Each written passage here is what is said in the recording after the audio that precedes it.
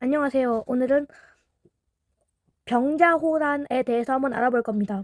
네, 병자호란의 전개는 청나라가 침입한 거죠. 네, 청나라가 조선으로 침입한 겁니다.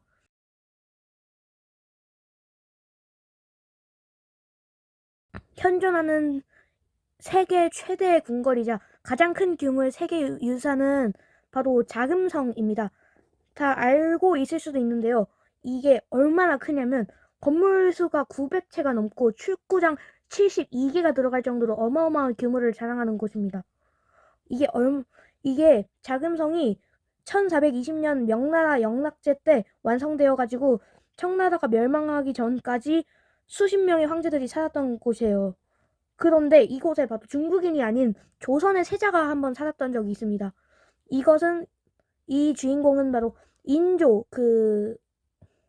광해군을 반정으로 폐위한 다음에 있는 그 인조의 큰아들 소현세자입니다. 조선의 왕이들 세자가 왜 중국 궁궐에서 살았는 이유가 왜 그런지 궁금하시죠? 왜냐면 그 1637년 음력 1월 30일 매서운 겨울날이 있었어요. 바람이 많이 부는. 모래벌판 위에 황금색 천을 지붕으로 삼은 높은 단이 세워졌어요. 단 아래에는 남색 옷을 입고 두 손에 가지런히 모은 채 고개를 숙인 남자가 서 있었지요. 그는 다름이 아닌 조선의 왕 인조였어요. 인조는 청나라 황제에게 청은이 만극합니다. 그러고는 양손을 땅에 대고 큰 절을 했습니다. 이때 3번 무릎을 끌어안고 9번 머리를 조아려 절하는 청나라 예법에 따라 절했습니다. 이 사건을 조선 역사상 유래를 찾기 힘든 시욕을 겪었기 때문에 이 날을 삼전도의 굴욕이라고 합니다. 지금 여기까지는 다 모두가 알 수 있는 내용이라서 일단 이제 여기부터 좀 더 중요한 내용으로 한번 가볼게요. 바로 이 높게 쌓은 단에 앉아서 인조를 내려다보던 남자, 바로 청나라 2대 황제 홍타이지였습니다. 조선은 바로 청나라의 전쟁에서 완벽하게 패배했죠. 완패. 조선의 왕포는 붉은색이죠. 하지만 인조는 남색 옷을 입었습니다. 남색은 신하를 의미하는 색깔이죠.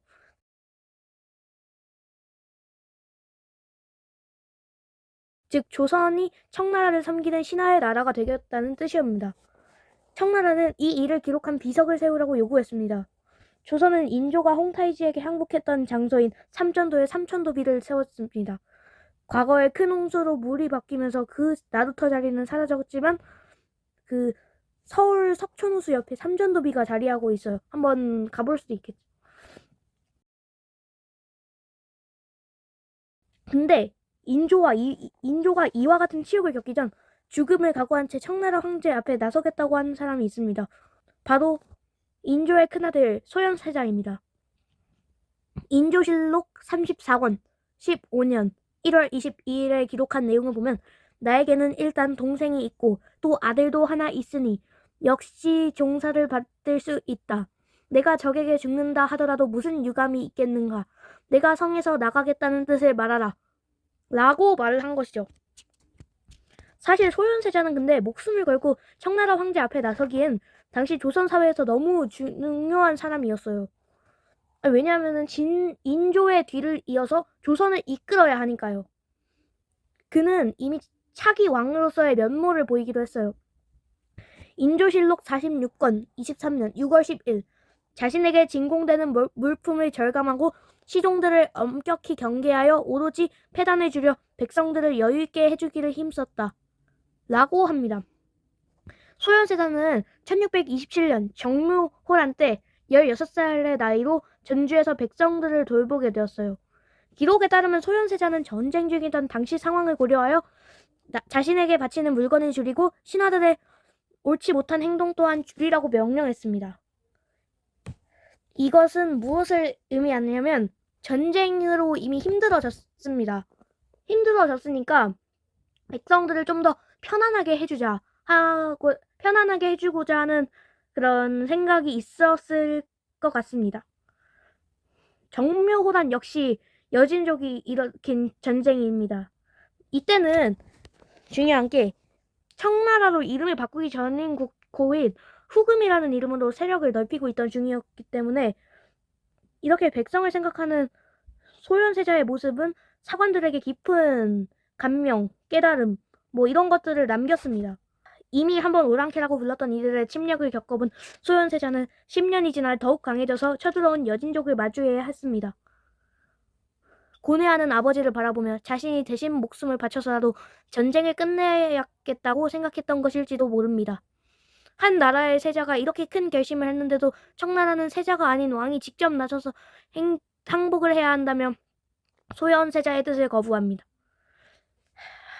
왕이 무릎을 꿇는 최악의 상황만큼은 막으려 했지만 실패로 돌아갔습니다. 이때 또 청의 무리한 요구가 또 일어나죠. 결국 패배를 인정한 조선이죠. 항복을 받아낸 청나라는 인조와 소현세자에게 또 다른 난제를 던졌습니다. 조선이 지켜야 할 내용을 적어 보낸 것이죠. 청 황제의 칙서. 명과의 관계를 끊고 청의 연호를 쓸 것. 청의 출병 요청에 원군을 파견할 것. 세자 및 다른 왕자와 대신의 아들이나 아우를 인질로 보낼 것. 이라고 말한 것이죠. 이는 청나라 황제의 칙서에 적혀있던 내용 중 일부입니다. 일단 청나라는 조선에게 가장 먼저 명과의 관계를 끊으라고 요구했어요. 청나라의 연호를 쓰라는 것은 청나라의 질서를 따르라는 것이니 그간 명을 사대했던 조선의 입장에서는 쉽지 않은 일이었을 거죠. 청나라가 요청하면 무조건 군대를 파병하라는 요구 또한 난감하기는 마찬가지였죠. 당시 청나라는 한창 명나라와의 전쟁 중이었어요. 청나라를 돕는다면 조선의 군대는 명나라와 싸워야만 했죠. 인조 개인에게 무엇보다 충격적인 요구는 인지를 보내라는 것이었습니다. 청나라는 인조의 아들인 소현세자와 왕자들, 거기에 대신들의 아들까지 요구했어요. 조선의 차기 왕인 세자가 오랑캐의 나라에 인질로 간다니 인조에게는 하늘이 무너지는 일이었습니다. 청 황제는 세자를 보내라고 하면서 만일 인조에게 뜻하지 않은 일이 발생하면 짐이 인질로 삼은 아들을 세워 왕위를 계승하게 할 것이라고 말했습니다. 세자를 볼모로 잡고 조선의 영향력을 행사하겠다는 의도였습니다. 그 무엇 하나 쉽게 받아들이기 힘든 요구였죠. 하지만 패전국의 왕은 무엇도 거부할 수 없습니다. 치욕을 겪은 인조는 결국 소현세자를 청나라에 보내야만 했습니다. 그렇게 소현세자는 중국의 인질로 끌려간 조선의 유일무이한 세자가 되었습니다. 세자로서의 치욕을 감당하기도 어렵겠지만 소현세자의 속을 더 태우는 아픔이 있었습니다. 바로 2살짜리 아들과 생이별을 해야 했기 때문입니다. 어린 아들을 두고 떠나는 아버지의 비참한 심정은 쉽게 헤아리기 어려울 정도일 테죠. 어린 아들을 조선에 남겨두고 떠난다면 청나라로 가는 볼모 일행의 수가 적었을까요? 하지만 그렇지 않았습니다. 소현세자와 그의 아내 세자빈 강씨를 중심으로 세자의 동생인 복림대군 부부가 함께했고 인질이 된 조선 신하들의 자식들, 거기에 그들을 수행할 인원까지 무려 500여 명에 달했다고 합니다. 1637년 2월 소현세자는 수많은 사람을 이끌고 조선 땅을 떠납니다. 인조는 소현세자 일행을 배웅하면서 그들을 인솔한 청나라 국왕에게 말했습니다. 자식들이 깊은 궁궐에서만 자고 날았는데 지금 듣건대 여러 날 동안 노숙하여 질병이 벌써 생겼다 합니다. 가는 동안에 온돌방에서 잠을 잘 수 하면 다행이겠습니다. 라고 인조가 말을 한 것이죠. 남한산성에 피신하는 동안 몸이 상한 자식을 걱정하는 아버지의 마음이 담긴 말이었습니다. 언제 다시 볼지 모르는 아버지들에게는 이렇게 말했죠. 힘쓰도록 하라. 지나치게 화를 내지도 말고 가볍게 보이지도 말라. 매사에 신중하게 행동해서 청나라에 가서도 세자로서의 본분을 잊지 말라고 말하였습니다. 인조가 눈물을 흘리며 말을 마치자 신하들도 통곡했습니다. 소현세자는 자신의 옷까지 당기며 우는 신하들을 다독였습니다. 여기 주상이 계시는데 어찌 감히 이렇게들 하는가. 소현세자는 의연한 모습으로 말에 올라탔습니다. 그런데 소현세자 일행만 청나라로 떠난 것이 아닙니다. 어마어마한 숫자의 인질들 또한 청나라로 가야 했지요. 그들은 호란 이후에 포로가 된 조선인들이었습니다. 여기서 지천집 17권에 보면 중 내용에 정축년 1637년 2월 15일에 한강을 건널 때 포로로 잡힌 인구가 무려 50여만 명이었다. 인조 때 영의정을 지낸 최명길이라는 인물이 져서 지천집에 기록한 바에 따르면 청나라 군사들이 중국으로 돌아갈 때 포로로 끌고 간 조선인들은 50여만 명에 이르렀습니다. 현재의 기준으로 웬만한 도시의 인구수이니 엄청난 숫자입니다. 이 숫자가 정확하다고 볼 수는 없겠지만 이렇게 추정할 만큼 많은 사람들이 끌려갔다는 사실만은 분명합니다. 소현세자 일행이 향한 곳은 청나라의 수도인 심양이었습니다. 17세기 조선과 중국을 표시한 지도를 보면 한성에서 심양까지 가는 길이 얼마나 멀었는지 짐작할 수 있습니다.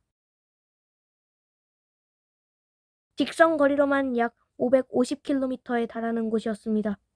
하루에 10km씩 이동한다고 해도 2달 가까이 걸리는 멀고 먼 길이었지요.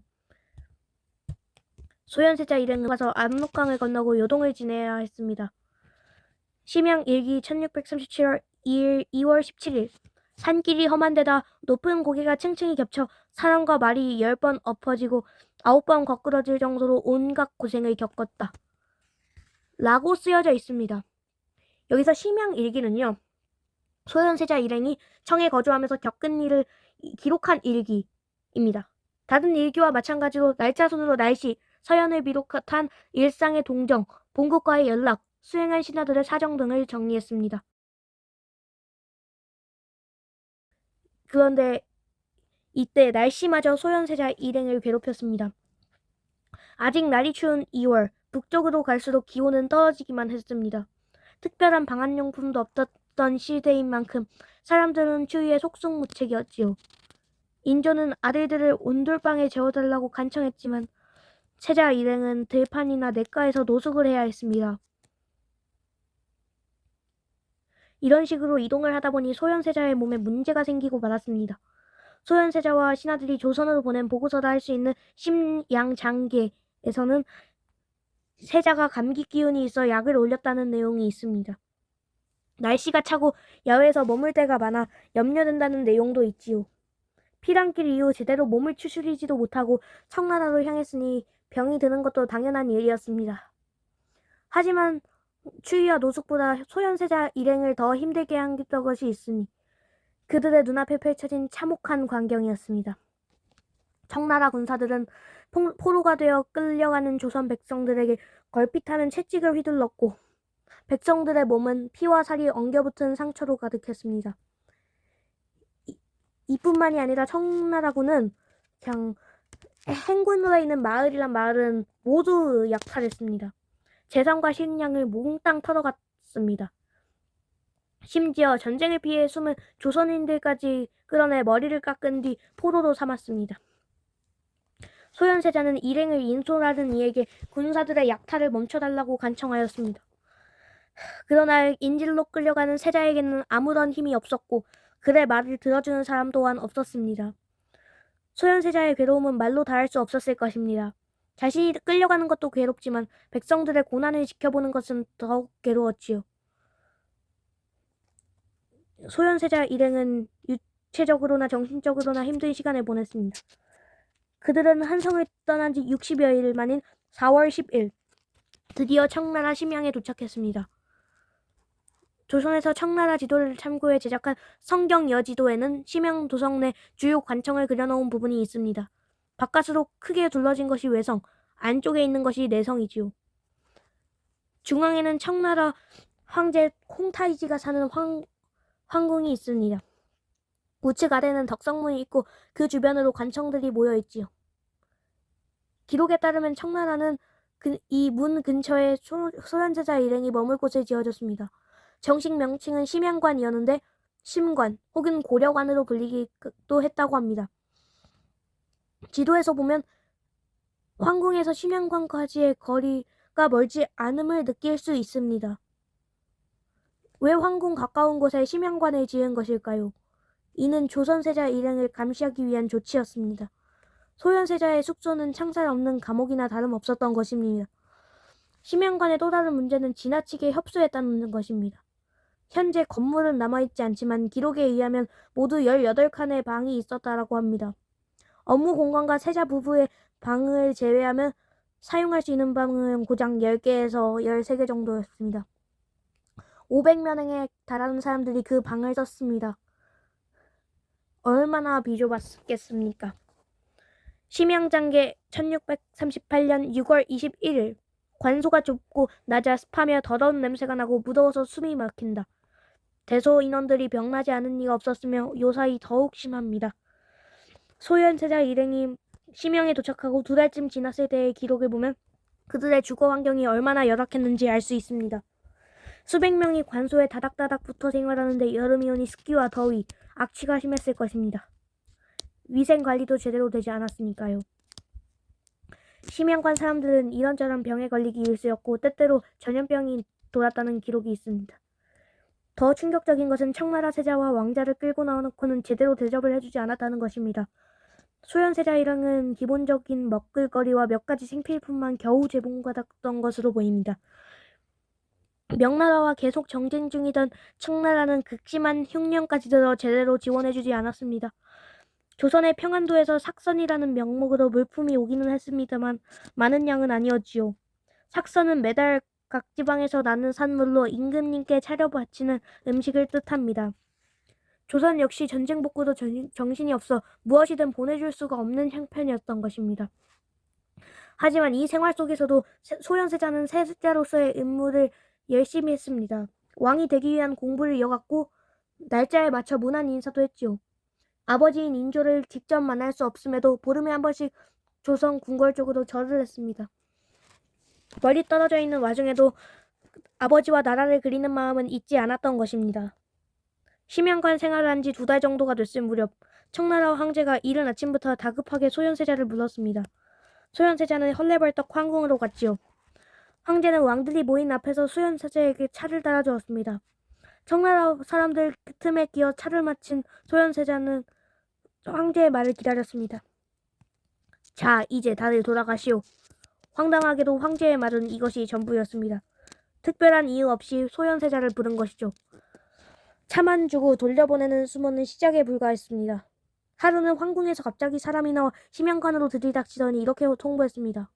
며칠 후에 황제가 사냥을 가시니 세자도 같이 가야 합니다. 황제가 사냥을 가면 길게는 20일씩 걸리기도 했는데 이런 먼 길을 동행하라는 것이었습니다. 황제의 곁에서 비위를 맞추라는 뜻이었죠. 사냥뿐 아니라 활쏘기, 공차기, 날씨 등 씨름 등의 노래는 물론 황실의 각종 연회, 결혼식, 생일, 제사, 장례 등 무슨 일만 있으면 황제는 소현세자를 불러댔습니다. 황제의 1분 대기조라고나 할까요? 게다가 매달 5일과 15일, 20일에는 황제에게 꼭 문안 인사를 해야 했다고 합니다. 소현세자는 여러모로 괴로웠습니다. 소현세자의 일행은 심양 생활이 3년차에 접어들 무렵 조선에서 청청병력 같은 이야기가 들려옵니다. 인조가 아프다는 소식이었습니다. 타국 땅에서도 꼬박꼬박 문안 인사를 올릴 만큼 효심이 깊었던 소현세자는 당장 청나라 황제를 찾아가 조선에 보내달라고 부탁했습니다.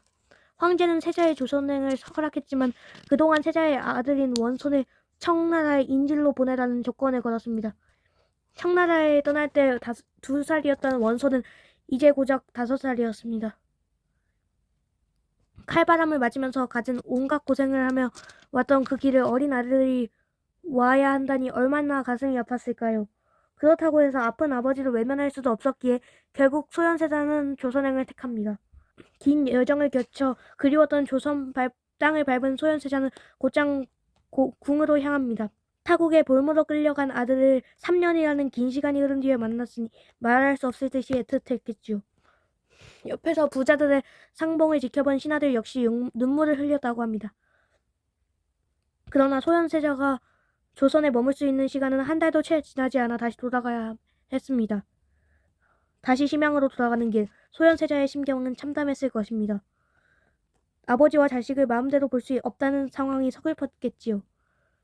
다시 돌아와서 세자는 다시 고생스러운 심양관 생활을 이어갔습니다. 심양관 사람들이 청나라에서 생활한 지 어느덧 7년. 이번에는 세자 부부가 함께 조선에 가게 되었습니다. 세자빈의 아버지가 돌아가셨는데 뒤늦게마나 빈소에 인사를 올리기 위함이었습니다. 세자 부부는 먼저 인조를 만난 뒤에 빈소에 갈 계획이었습니다. 그런데 조선에 도착한 세자 부부에게 이해할 수 없는 명령이 떨어집니다. 세자빈이 친정에 가는 것도 아버지의 무범에서 고개하는 것도 허락할 수 없었다는 것입니다. 이런 명령을 내릴 수 있는 사람은 인조였습니다. 이상한 점은 이뿐만이 아니었습니다. 소현세자가 4년 만에 다시 조선에 왔음에도 인조는 마중도 배웅도 하지 않았습니다. 아들을 애틋하게 여겼던 모습은 온데간데 없지요. 인조는 소현세자가 청나라에서 장사하고 농사짓는 일을 좋게 보진 않았은 것 같습니다. 실제로 청나라 조정에서는 인조를 폐위하고 소현세자를 국왕으로 세워야 한다는 이야기까지 흘러나왔습니다. 이 사실을 안 인조로서는 불안할 수밖에 없었죠. 왕위를 빼앗길까 두려워하다가 아들에 대한 의심이 싹튼 것이었습니다. 같은 고생을 하다가 고국에 왔는데 인조의 냉대만 받은 소현세자 부부. 청나라로 돌아가는 두 사람의 발걸음은 한없이 무거웠습니다. 다시 돌아와서 조선이 전쟁을 하면서 충성했던 명나라가 멸망했습니다. 조선이 정쟁을 하면서까지 충성했던 명나라가 멸망하는 모습은 소현세자에게도 큰 충격을 주었다는 것이었습니다. 소현세자 역시 명에 대한 의리를 완벽하게 저버리진 못했을 테니까요. 실제로 세자는 청나라와 명나라에서 전쟁에서 획득한 전리품을 보여주는 자리에도 참석을 거부했습니다. 이 전쟁에 참여한 일은 소현세자가 급변하는 국지전세를 직접 보고 체험한 사건이었습니다. 이후 소현세자는 청나라에 수입된 다양한 서양 문물을 접하게 되었습니다. 이것을 조선으로 가져가고 싶기도 하죠. 심양강 사람들에게도 변화가 생겼습니다. 청나라 황제가 베이징의 자금성으로 거처를 옮기면서 소현세자 일행 또한 자금성에서 생활하게 된 것이죠. 물론 장소만 달라졌을 뿐 청나라의 감시를 벗어나게 된 것은 아니었습니다. 그런데 얼마 지나지 않아 놀라운 소식이 전해집니다.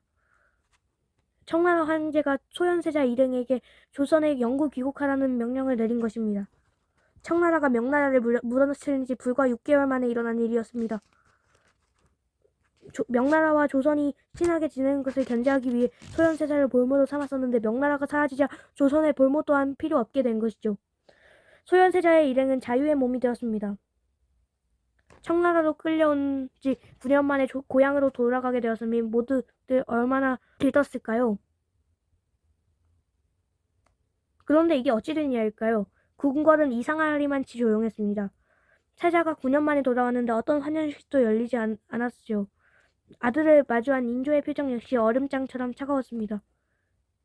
인조는 세자의 귀환을 축하하는 교서를 발표하겠을 뿐 아들에게 축하의 말이나 위로의 말 한마디 건네지 않았습니다. 그리웠던 고향 땅 그리고 아버지의 곁으로 돌아온 소현세자 꿈만 같은 상황이었지만 현실은 꿈꾸던 모습과 많이 달랐습니다. 그래서였을까요? 낯선 타국의 열악한 환경 속에서도 꿋꿋하게 버텼던 소현세자는 귀국한 지 불과 2달 만에 쓰러지고 말았습니다. 소현세자를 진맥한 의원은 학질, 즉 말라리아라는 진단을 내렸습니다. 그로부터 겨우 사흘 뒤 소현세자는 숨을 거두었습니다. 12살의 세자가 되고 26살에 청나라에 끌려가 9년 동안 볼모 생활을 하고 돌아온 뒤 2달 만에 사망한 소현세자. 그의 나이 34살이었습니다. 아들이 죽은 것을 안 아버지 인조는 어땠을까요? 인조는 아들의 무덤을 찾지 않았습니다.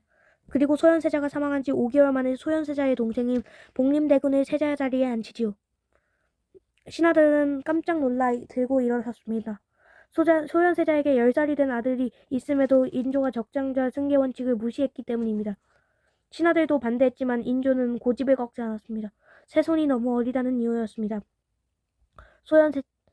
소현세자가 죽고 난 후 세자빈 강씨 또한 엄청난 사건에 휘말립니다. 그녀가 인조의 정복구이에 독을 탔다는 것입니다. 왕을 죽이려 한 것이니 영모 사건이었죠. 인조는 당장 세자빈 강씨의 나인들을 잡아들여 신문했고 며느리인 강씨는 별당에 가둬버렸습니다. 저는 그럴 이유가 없습니다. 억울합니다. 세자빈 강씨는 울면서 하소연했지만 인조는 며느리를 역적으로 몰고 폐위시킵니다. 그리고 바로 그날 사약을 내리지요. 사실 이 독살 사건은 아무런 증거가 발견되지 않았습니다. 세자빈 강 씨는 증거와 상관없이 사약을 받았고 남편처럼 허무한 죽음을 맞았습니다. 소현세자 부부의 어린 아들들은 할아버지의 명령에 따라 제주도로 귀향을 갔습니다. 세 아들 중 둘은 귀향지에서 병을 얻어 일찍 죽고 말았지요. 소현세자의 가족 중 살아남은 사람은 막내 아들 하나뿐이었습니다. 소현세자는 두 차례의 경쟁을 겪고 청나라로 끌려가는 조선의 비극을 온몸으로 느꼈습니다. 갖은 고생을 하고 돌아왔지만 아버지에게 따뜻한 말 한마디 듣지 못한 채 죽어야 했지요. 세자빈 강씨 또한 비참하게 역사에서 사라졌습니다. 우리는 그들의 삶을 통해 힘없는 나라의 서름이 얼마나 큰지, 그리고 그런 나라에서 권력을 나눌 수 없는 아버지와 아들의 관계가 얼마나 극단으로 치달을 수 있는지를 생각하게 됩니다. 안타깝고 쓸쓸한 시대의 비극이 되풀이되지 않도록 그들의 이야기를 오랫도록 기억했으면 합니다. 네, 오늘은 여기까지 해보겠습니다. 오늘 한 이야기는 바로 병자호란이 끝나고 난 후부터 세자빈 강씨가 죽고 난 후까지 한번 많이 한 내용을 한번 훑어봤습니다. 네, 이 내용을 보고 구독, 좋아요 꾹꾹 부탁드립니다. 네, 재밌으셨다면 댓글도 조금 부탁드리고요. 네, 그럼 다음엔 좀 더 재미있는 영상으로 찾아뵙겠습니다. 안녕.